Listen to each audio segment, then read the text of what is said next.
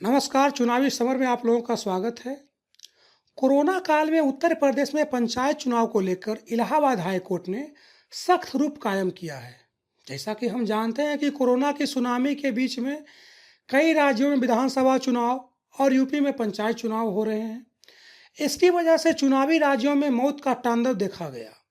बात उत्तर प्रदेश की करें तो यहाँ पंचायत चुनाव कराने में 100 से ज़्यादा शिक्षकों की मौत हो गई, जिस पर इलाहाबाद हाई कोर्ट ने योगी सरकार और चुनाव आयोग को नोटिस जारी किया है।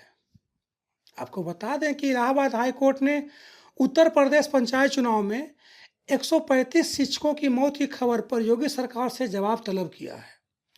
दरअसल एक जनहित याचिका की सुनवाई करते हुए अपने आदेश में इलाहाबाद हाई कोर्ट ने कहा कि चुनाव आयोग और पुलिस दोनों पंचायत चुनाव में कोविड-19 गाइडलाइंस का पालन कराने में नाकाम रहे हैं।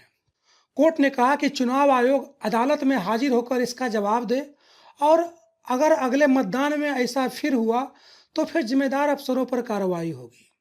अदालत ने कहा कि यह सच है कि कोरोना के मामलों में कमी आने पर सरकार इससे बेपरवाह हो गई और पंचायत चुनाव जैसे दूसरे कामों में लग गई।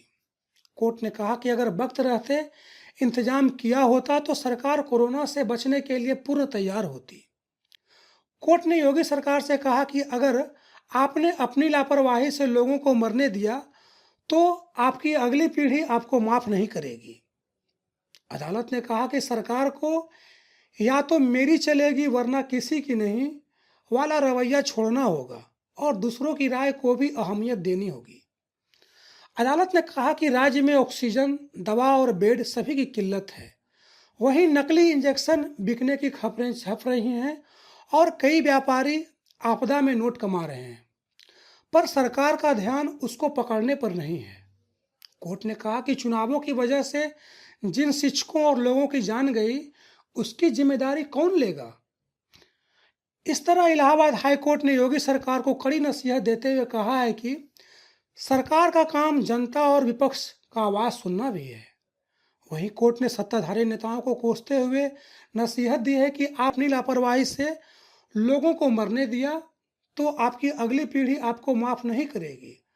उसको आलोचक भी सही मानते हैं। दरअसल न सिर्फ योगी बल्कि मोदी और शाह ने भी जिस तरह से सत्ता के लोभ में जनता की जिंदगी के साथ खिलवाड़ किया, उसका हिसाब जनता समय आने पर जरूर लेगी। धन्यवाद।